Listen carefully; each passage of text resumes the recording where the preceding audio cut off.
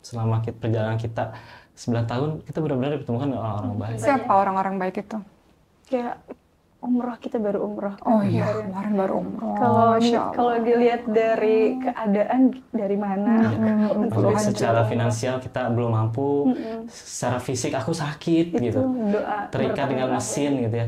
Tapi kata Allah berangkat, ya maksudnya kita dalam aja kondisi kayak sakit ya Allah, tapi bisa berangkat. kaget banget kayak Allah benar-benar baik banget sama kita. Gitu. Dan itu benar-benar doa yang kita tabung selama bertahun-tahun ini kan, karena kan secara peraturan pemerintah kalau haji sudah tidak bisa, jadi kita selama ini mintanya mau umroh karena aku mau sama Yasir ke Baitullahnya, gimana pun caranya ya Allah.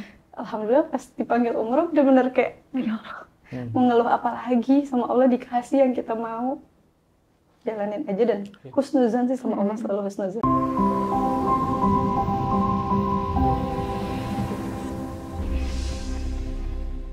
Ada Mbak Riri sama Mas Yasir. Assalamualaikum. Waalaikumsalam, Ustazah. Jauh-jauh dari, manggilnya Uma aja kali ya, karena kayak Ustazah tuh terlalu gap gitu, jauh banget. Oke, kegiatan kalian apa aja sih selama ini? Lagi ngapain aja? Katanya lagi buka warung. Warung itu udah lama atau?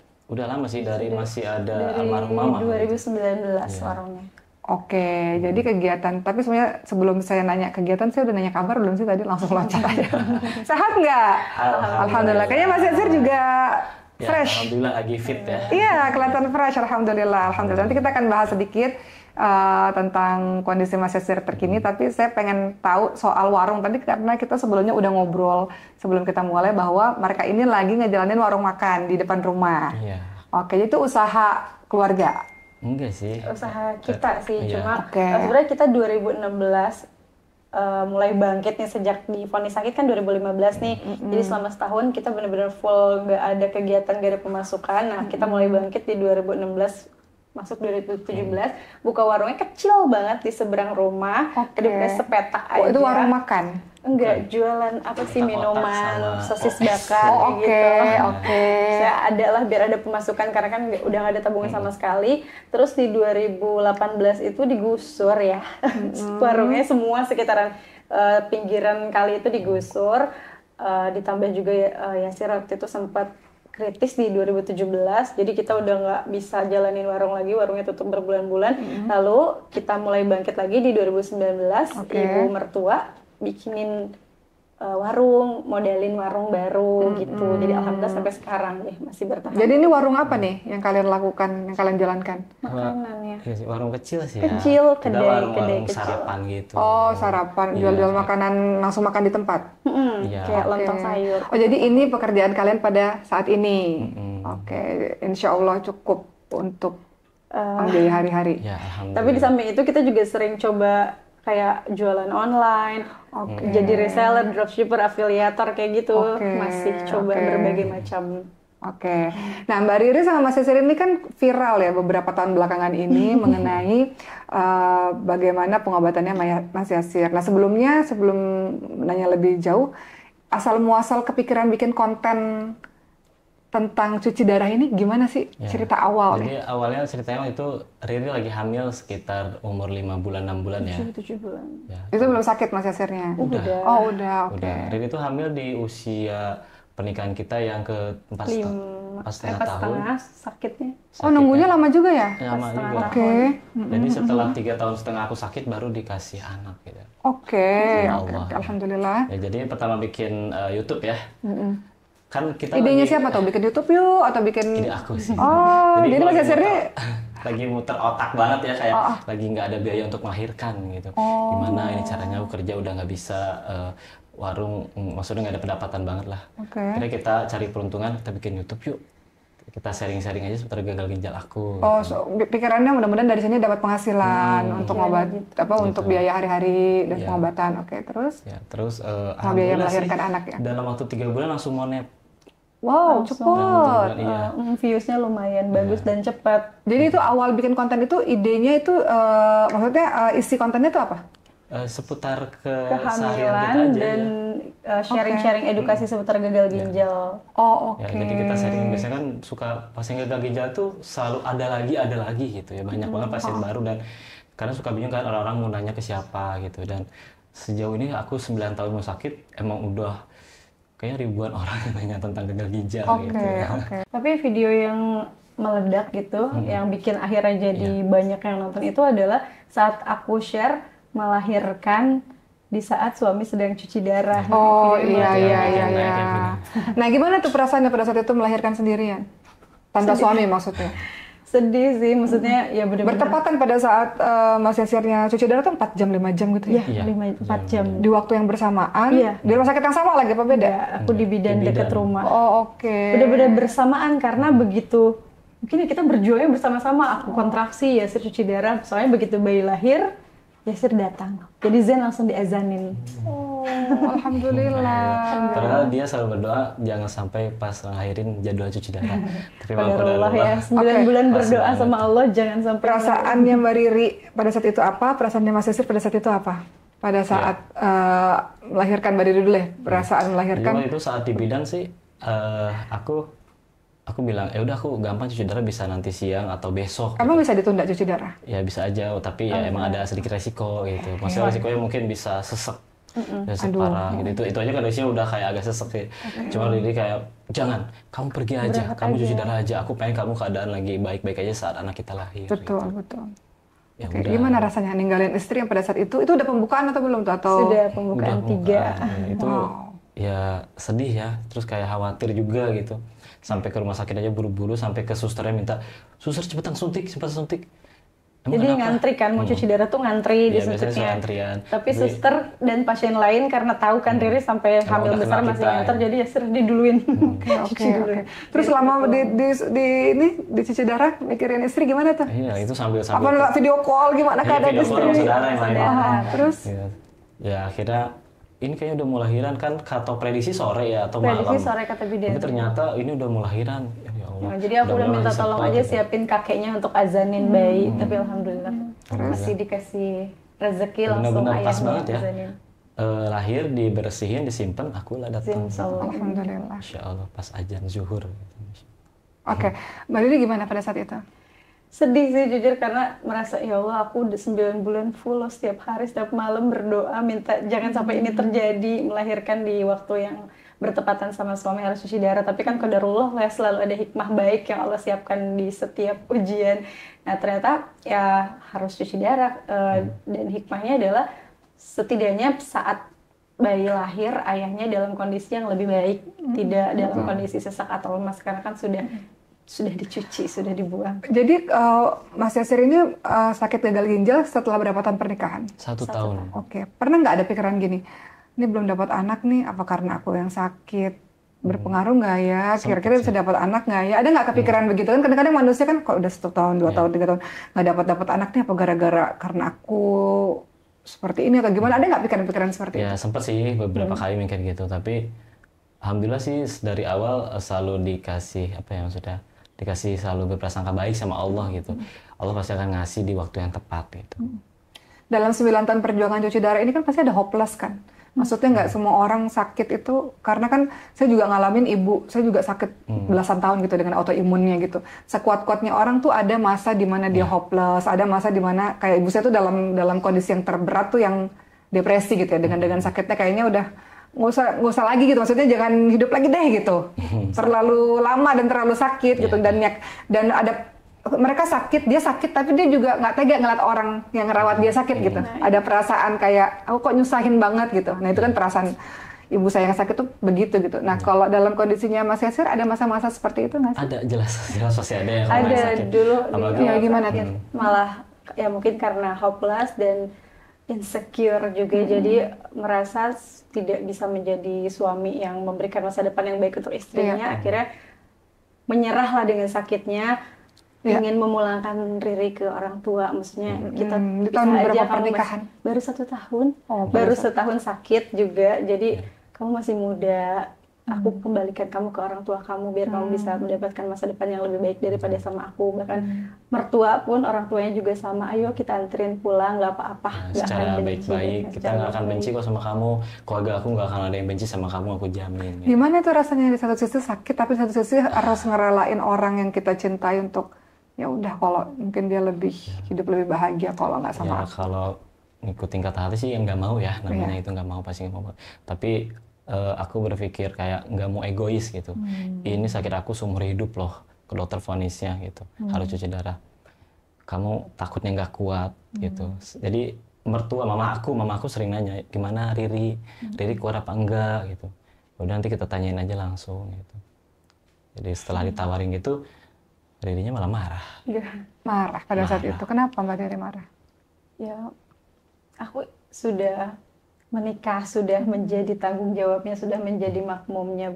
Ya, tujuan menikah juga saat itu kan untuk ibadah, untuk mengejar ridho Allah, insya Allah lillahi ta'ala. Jadi apapun kondisi suamiku ya sudah menjadi bagian di jalan hidup aku. Aku mikirnya gitu. Dan ujian itu harus dijalani, bukan dihindari, bukan ditinggalkan. Dan kenapa marah? Karena kalian gak percaya kalau aku bisa diragukan ya. Ini aku bisa, ayo temenin. Maksudnya apapun kondisi suamiku, selama dia tidak menzolimiku, aku akan temenin kok sampai akhir. Kok kalian nggak percaya sama aku sih sampai berpikir begitu? Iya, paham sebenarnya. Dan alhamdulillah juga keluarga Riri juga kan selama ini selalu mensupport ya, tidak ada sedikit pun yang menggoyahkan hati dari pihak keluarga, justru sangat-sangat mendukung. Masya Allah. Mas Yasir pernah nggak kepikiran, ini mohon maaf ya, agak ekstrim, pernah nggak kepikiran mau mengakhiri hidup? Pernah sih, dengan cara aku nggak mau cuci darah lagi gitu. Udahlah. Itu tahun keberapa itu? Tahun awal-awal. 3 tahun pertama itu hal itu sering terjadi, Uma. Oh iya, 3 tahun pertama itu benar-benar terpuruk secara mental maupun fisik gitu ya. Jadi nggak mau berangkat ke rumah sakit, aku udah sakit loh, aku nggak mau tambah sakit. Jadi disuntik awal-awal tuh benar-benar bisa dibilang yang menyelamatkan aku tuh ya Riri gitu. Maksudnya aku saat aku nggak mau cuci darah, dia yang maksa-maksa, dia mohon-mohon, ayo cuci darah, ayo aku temenin, aku nggak apa-apa. Walaupun ya aku nggak mau, aku sakit, cuci darah tuh sakit kan ya, disuntik. Cuci darah tuh sakit, Disuntiknya sih pas sakit ya lumayan gitu. Ya alhamdulillah sih selalu luluh gitu hati aku saat Riri itu ngajak. Apa yang Mbak Riri lakukan sampai yang tadinya nggak mau jadi udah deh mau cuci darah lagi? Ya dia mohon-mohon, kadang sampai dia nangis gitu ya, udahlah aku nggak tega. Tadinya aku demi Riri aja gitu, bukan demi aku sendiri tadinya gitu. Cuci darah demi Riri karena kasihan ngeliat istri nangis. Tapi setelah ada anak makin tambah. Ada anak jadi punya semangat hidup, jadi punya tujuan untuk bertahan hidup. Betul banget. Oke, kita flashback dulu sebentar, waktu Mas Yasir pertama kali divonis gagal ginjal dan harus cuci darah. Gimana rasanya pada saat itu? Apa yang terjadi pada saat itu? Nggak percaya sih ya, maksudnya kayak... Mbak Riri nemenin pada saat itu? Dengerin juga dokter mengatakan apa? Nggak percaya, bahkan kita sampai ke beberapa dokter ya, semuanya sama vonisnya, dan di situ belum yang menerima ya, belum kayak nggak percaya aja. Kadang kayak, ya Allah kenapa harus aku gitu.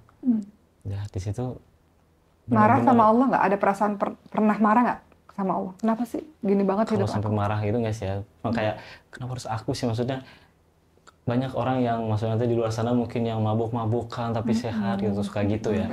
Tapi ya semakin kesini makin Allah memperlihatkan, Allah kasih hidayah mungkin ya, bahwa ya sakit itu nggak selalu bernilai buruk gitu. Sakit itu nggak selalu bernilai buruk. Sakit itu Allah sayang sama aku gitu. Setiap kesusahan, kesakitan itu kan banyak keterangan bahwa itu akan menggugurkan dosa-dosa gitu. Kenapa kita harus protes saat Allah ingin menggugurkan dosa-dosa kita? Ya udah kita terima, kita coba terima, walaupun nggak langsung bisa nerima ya. Tetap harus ada proses dulu, belajar dulu. Kadang Allah memperlihatkan sesuatu yang bikin kita lebih bersyukur gitu. Di saat orang tidak bisa melihat, aku masih bisa melihat loh. Saat orang tidak bisa berjalan, aku masih bisa berjalan loh. Karena kan bolak-balik ke rumah sakit ngelihat orang yang kondisinya lebih buruk dibanding dengan kita. Ya, kadang suka, ya Allah, di situ tuh kayak, ya Allah, kayaknya aku malah justru kurang bersyukur deh. Harusnya aku ini banyak bersyukur gitu. Jadi untuk sampai ke tahap bisa menerima, mencoba bersyukur, mencoba ikhlas atas takdir Allah itu emang butuh proses dan belajar gitu. Mas Yasir, kan orang-orang kan sering bilang kan, oh kalau cuci darah tuh paling bertahan sekian tahun. Biasanya berapa sih kalau kata orang-orang tuh? Nah itu perasaan itu kan ini, maksudnya kan jadi apa yang terjadi ketika... Awal-awal emang gitu ya, takut sampai pernah bikin kayak surat buat Riri, buat mama waktu itu. Maksudnya kayak, aku mikirnya aku nggak akan lama lagi gitu. Tapi ya ternyata alhamdulillah ya sampai sekarang sampai aku masih bisa duduk di sini, Allah masih beri aku kesempatan hidup untuk ibadah, untuk menghapus-hapus dosa, untuk menjalankan hari-hari setiap harinya tuh lebih baik lagi gitu. Ya lebih ke pasrah sih. Maksudnya umur itu nggak ada yang tahu, umur itu rahasia gitu. Betul. Ya. Kita jalani aja, ikhtiar aku dengan cuci darah, dan mungkin ini Allah ngasih kesempatan aku untuk biar lebih apa ya namanya, lebih eling, apa ya bahasa Indonesianya eling. Lebih sadar mawas diri. Ya lebih sadar untuk setiap harinya tuh gimana caranya hidupnya lebih baik, lebih bermakna gitu, untuk mengumpulkan bekal. Menurut Mas Yasir, apa yang terjadi pada diri seorang Mas Yasir kalau nggak sakit seperti ini? Akan jadi seperti apa? Bener-bener. Karena suka mikir gitu. Mungkin aku akan, misalnya aku kalau nggak sakit, takut aja aku akan justru lebih buruk. Mungkin Allah menjaga aku dengan aku diberi sakit gitu. Mungkin aja aku misalkan sehat gitu, mungkin aku jadi penjahat misalkan gitu. Atau aku jadi penipu gitu, atau aku bahkan akan menyakiti istri aku, rumah tangga aku justru akan berantakan kalau aku sehat. Jadi aku selalu berhusnuzon apa yang sudah Allah takdirkan kepada aku gitu. Masya Allah. Aku selalu pikir gitu aja. Oke.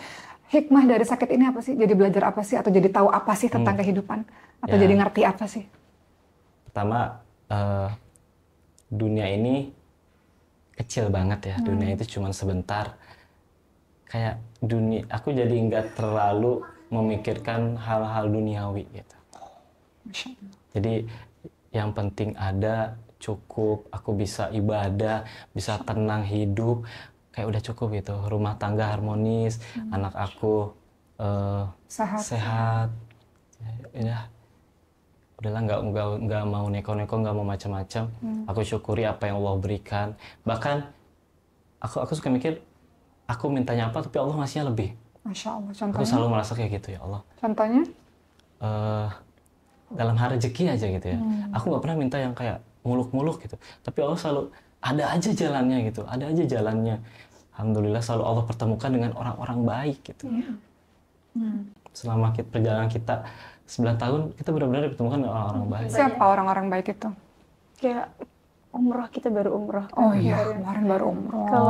Kalau dilihat dari keadaan dari mana, secara finansial kita belum mampu, secara fisik aku sakit itu, gitu, terikat dengan mesin gitu ya. Tapi kata Allah berangkat, ya maksudnya kita aja kayak ya Allah, bisa kaget banget kayak Allah benar-benar baik banget sama kita. Gitu. Dan itu benar-benar doa yang kita tabung selama bertahun-tahun ini kan, karena kan secara peraturan pemerintah kalau haji sudah tidak bisa, jadi kita selama ini mintanya umroh karena aku mau sama Yasir ke Baitullahnya, gimana pun caranya ya Allah. Alhamdulillah pas dipanggil umroh benar-benar kayak mau ngeluh apa lagi, sama Allah dikasih yang kita mau.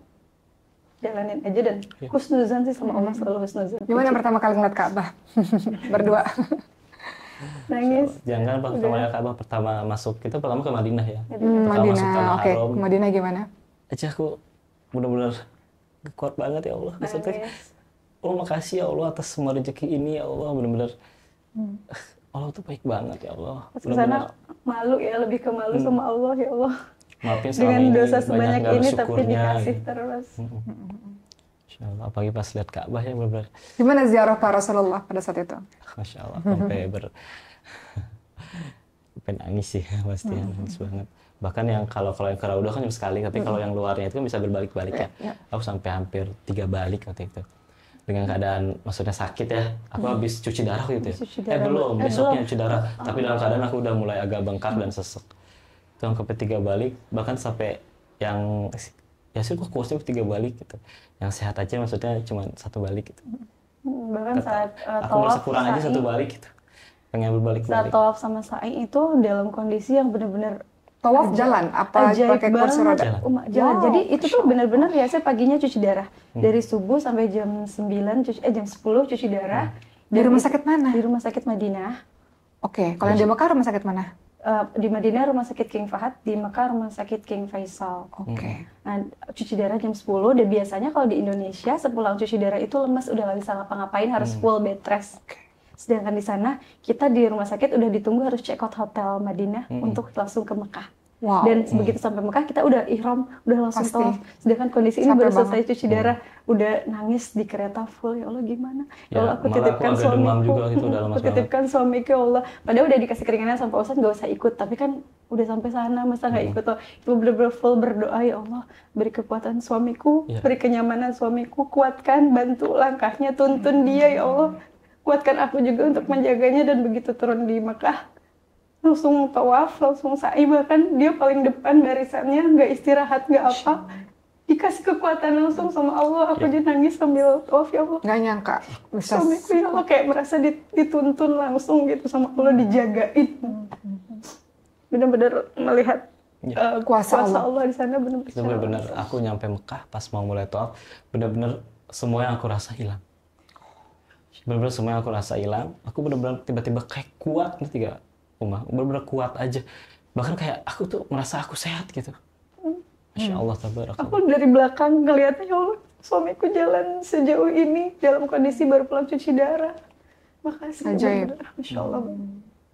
Masya Allah. Apa yang kalian minta sama Allah kalau boleh tahu? Sudah pasti sehat. Sudah pasti sehat. Tapi misalkan emang ini jalanmu ya Allah, ya aku cuma minta satu sih, matikan hamba dalam keadaan husnul khatimah. Takut mati nggak sih Mas Yasir? Kalau mati, dulu aku takut mati. Kalau sekarang bukan ketakut matinya, tapi aku lebih takut ke apa yang akan aku bawa setelah mati. Menurutku Yasir sih sudah sangat siap. Hampir setiap hari membahas itu. Hampir setiap hari kalian membahas tentang kematian. Seperti apa membahasnya? Kamu harus siap. Kamu jangan takut aku tinggalkan. Kamu harus siap suatu saat aku bisa ninggalin kamu kapanpun. Kamu harus siap sendiri mengurus Zen. Aku titip Zen sama kamu. Jadi setiap hari pembahasan itu, setiap hari sebelum tidur. Kenapa Mas Yasir? Aku setiap hari udah berdoa, selalu berdoa yang hampir sama, ya Allah. Maksudnya secara syariat aku emang mungkin tidak akan berumur panjang gitu ya secara lihat aku. Tapi aku udah titipin istri aku titipin anak aku kepadamu ya Allah. Engkau sebaik-baiknya penjaga ya Allah. Jaga nanti istri hamba dan anak hamba kalau hamba emang udah harus kembali kepadamu ya Allah. Apa yang Mas Yasir takutin kalau suatu hari nanti Allah takdirkan Mbak Riri dan anak-anak, kan kita nggak pernah tahu kematian, mungkin Mbak Riri yang duluan atau Mas Yasir, kita nggak pernah tahu. Tapi apa yang Mas Yasir paling khawatirkan kalau suatu hari nanti Mbak Riri dan anak-anak tanpa Mas Yasir? Apa yang ditakutin? Apa yang dikhawatirkan? Enggak sih, aku nggak ada khawatir sama sekali. Karena dititipin sama Allah? Iya, aku udah yakin aja gitu. Husnudzon, berprasangka baik. Oke. Mbak Riri gimana tiap hari? Oke. Aku selalu merasa belum siap. Belum siap. Siap yang siap. Jadi setiap pembahasan bab kematian lah ya, dia yang selalu marah, dia yang selalu nangis. Riri. Karena kan siapa tuh aku yang duluan. Kita nggak pernah tahu, umur bukan urusan kita. Secara wasilah memang kamu yang mungkin terlihat lebih dekat gitu, tapi kan kita nggak pernah tahu. Syarat meninggal itu bukan sakit. Betul. Kan kita nggak pernah tahu kematian itu kapan waktunya, tapi kita disuruh mempersiapkan segala sesuatunya. Kalau memang seperti yang kata Mas Yasir tadi kan, kamu harus siap kalau sudah sangat siap. Apa persiapannya? Kain kafan segala macam sudah punya. Kain kafan udah siap. Terus ya kadang aku suka ngasih sedikit wasiat-wasiat gitu aja sih. Ya lebih sering saling memaafkan. Kita pokoknya setiap mau tidur saling memaafkan gitu. Setiap sebelum tidur harus saling meridoi setiap hari. Gitu deh. Aku setiap malam kalau terbangun udah pasti ngecek masih bernapas atau enggak, karena kan takut, setiap hari ada rasa takut. Oh, tiap hari ngecek. Mas Yasir. Iya. Oke. Arti Mas Yasir untuk Mbak Riri apa? Arti kehadiran Mas Yasir di dunia ini, di kehidupan Mbak Riri? Segalanya ya, maksudnya aku merasa aku lebih baik saat bersama Yasir. Yasir sudah sangat membimbing, menjadi suami yang baik, imam yang baik, teman yang baik, guru yang baik, semuanya. Jadi kayak merasa aku nggak bisa kalau nggak ada Yasir, nggak bisa. Selalu bilang aku nggak bisa kalau nggak ada kamu. Jadi selalu minta sama Allah kalau misalnya umurku panjang, boleh ditukar nggak ya Allah sama suami aku aja umurnya. Karena mungkin Zain akan lebih baik jika dididik oleh abinya. Segitu baiknya Mas Yasir sampai bilang begitu sama Allah gitu. Sebaik itu. Aku saksi. Sebaik apa? Sebaik apa? Yasir itu tidak pernah berpikiran buruk terhadap orang lain, siapapun. Tidak pernah membalas keburukan siapapun. Segitu husnuzonnya. Yasir yang paling mengajarkan aku artinya syukur, artinya berprasangka baik pada siapapun, pada Allah khususnya. Sabarnya, Masya Allah. Baktinya pada orang tua. Sudah semuanya baik di mataku. Mungkin kekurangannya cuma sakit kalau di mata aku. Wow, sampai kita bisa mengatakan Allah boleh ditukar nggak ya? Itu kan level cinta terdahsyat ya, sedahsyat itu sampai rela menukar gitu loh. Belum tentu loh suami istri lainnya, suami saya sakit, saya aja ya Allah tukar, saya yang sakit. Nggak semua orang loh begitu, kecuali ibu anak ya. Atau orang tua anak mungkin ya Allah saya aja yang tukar mungkin. Tapi kalau suami istri itu belum tentu punya perasaan seperti itu. Mending ditukar aja deh ya Allah. Bahkan sampai sekarang sebenarnya Riri masih sering, ini ginjal aku ambil. Ini ginjal aku ambil. Dari awal sampai sekarang suka maksa-maksa. Memangnya bisa? Kan aku golongan darah kita beda. Bisa, tapi bisa. Kalau misalnya bisa, mau dilakukan dan mau menerima. Dia soal masa, aku yang gak mau menerima. Sebenarnya kita tidak memenuhi syarat di golongan darah kita sudah beda ya, tapi sekarang sudah ada teknologi beda golongan darah bisa. Cuma beresiko katanya, apalagi kita kan orang lain ya, tidak sedarah. Kalau seandainya nih misalnya ceritanya lain, misalnya semuanya sama, cocok semuanya. Aku mau kapanpun siap. Bahkan sudah minta izin ke keluarga besar aku. Mama ke apa? Berarti hidup dengan satu ginjal. Mas Yasirnya mau terima kalau itu misalnya cocok semuanya? Sejauh ini sih aku nggak pernah mau. Nggak pernah. Dan dia selalu maksa, aku nggak pernah mau. Jadi aku selalu mikirnya, jangan. Udah di orang tua Zain, salah satu dari kita harus ada yang benar-benar sehat. Jangan ada beresiko dua-duanya. Dua-duanya sakit, siapa yang ngerawat dia nanti? Ya. Gitu. Udah, biar aku aja yang benar-benar menjalani ini gitu. Jadi kamu bisa dengan sehat merawat Zain gitu. Jangan ada sampai resiko. Oke. Kehadiran Riri dalam kehidupan Mas Yasir. Sebaik-baik perhiasan di dunia itu adalah istri soleha ya. Aku merasa Allah mengasih aku perhiasan sebaik-baik itu di dunia ini. Riri Rabbani. Masya Allah. Berarti ridho dengan istrinya. Ridho. Sangat-sangat ridho. Bagaimana sosoknya Mbak Riri di matanya Mas Yasir sejauh ini? Dia, Masya Allah. Dan kalau istri itu, kalau orang itu bukan Mbak Riri, apa yang terjadi menurut Mas Yasir? Manusia itu tidak ada yang sempurna ya. Tapi dengan segala kekurangan Riri, di mata aku Riri itu sempurna. Gitu aja. Jadi di samping kekurangan-kekurangannya aku sangat mencintai kelebihan-kelebihannya. Gitu. Insya Allah. Bahkan misalkan sewaktu-waktu ke depannya kita nggak ada yang tahu ya, misteri ke depannya, bahkan kita 5 menit ke depan yang terjadi kita akan tahu. Misalkan sedepannya Riri membenci aku akan tetap cinta sama Riri. Kenapa bisa keluar kalimat itu? Sebegitunya kenapa? Apapun yang terjadi aku tetap mencintai. Itu kan artinya udah cinta tanpa syarat tuh. Apapun yang terjadi sama kamu, aku tetap mencintai kamu. Sekalipun kamu benci aku, kamu ngapain, aku tetap mencintai kamu. Kenapa bisa keluar kalimat aku tetap cinta sama kamu? Jadi pengorbanan Riri itu tidak akan sebanding dengan kalau aku harus membencinya. Ya, jadi udah terlalu besar banget pengorbanan Riri sampai selama 9 tahun ini. Jadi bahkan sampai 10 tahun menikah pun aku masih ada tawaran, kamu udah capek belum? Boleh kok kalau nyerah. Masih sering nanya. Jadi nggak akan dibenci oleh keluarganya kalau kapanpun Riri nyerah dan mau meninggalkan, boleh kapanpun. Bahkan sudah sampai 10 tahun menikah ini masih ada kalimat seperti itu. Khawatir capek. Ya. Seikhlas itu, maksudnya seridho itu. Kalau misalnya ya kita nggak pernah tahu ya, maksudnya beliau Masya Allah. Tapi seikhlas itu, mengucapkan itu betul-betul seikhlas itu. Kalau memang satu hari nanti seperti apa tuh, seridho itu. Iya, jadi yang aku nggak mau Riri itu bersama aku dalam keadaan... Melepaskan karena cinta ya? Ya, dalam keadaan dia udah tidak bahagia, dia dalam keadaan tertekan, aku nggak mau. Aku selalu tegaskan kalau misalkan emang maksudnya kamu udah nggak kuat, udah mau pisah, nggak apa-apa. Aku akan tetap sayang sama kamu, aku tetap cinta sama kamu. Aku nggak akan benci. Aku jamin keluarga aku semua tidak ada yang benci sama kamu. Gitu. Karena selama 9 tahun pengorbanannya sudah begitu besar. Oke. Kalian sekarang alhamdulillah dikaruniai anak. Alhamdulillah, masya Allah.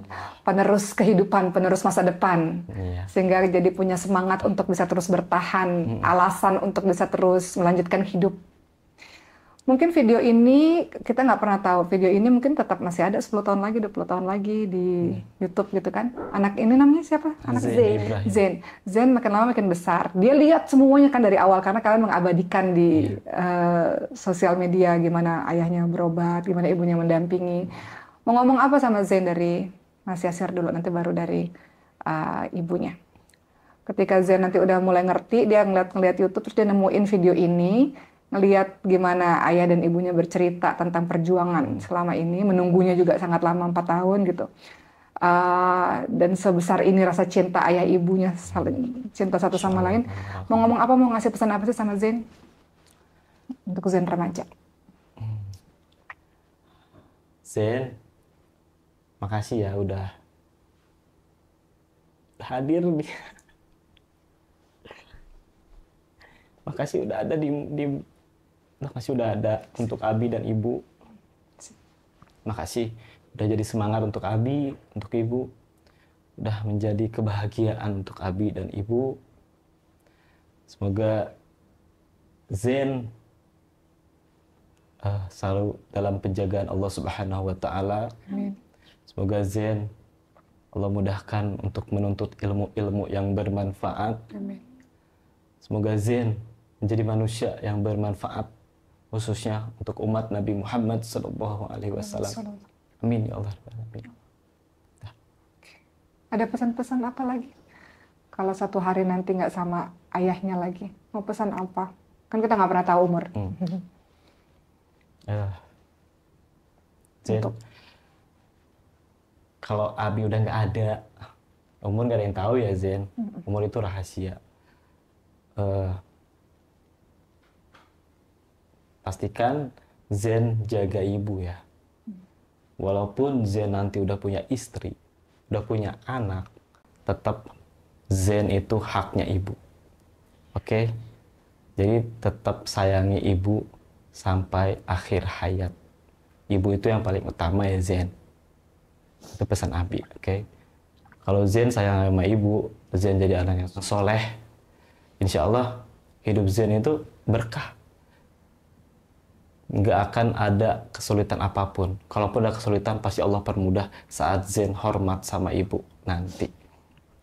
Mau mengucapkan maaf mungkin untuk anak? Maafin Abi, karena selama ini mungkin waktu Zain terbuang ya. Atas kehadiran ibu dan Abi. Ibu dan Abi harus seminggu 2 kali ke rumah sakit ninggalin Zain. Kadang kontrol ke rumah sakit ninggalin Zain. Tapi Masya Allah Zain dari kecil itu benar-benar, entah kenapa Zain masih kecil tapi Zain kok bisa sengerti itu sih. Bisa sengerti itu. Zain nggak pernah marah, nggak pernah nangis. Zain itu benar-benar ngerti banget, Masya Allah. Oke. Dari Mbak Riri, ketika Zain remaja nanti ngelihat semua perjuangan ibu ayahnya, mau ngomong apa sama Zain?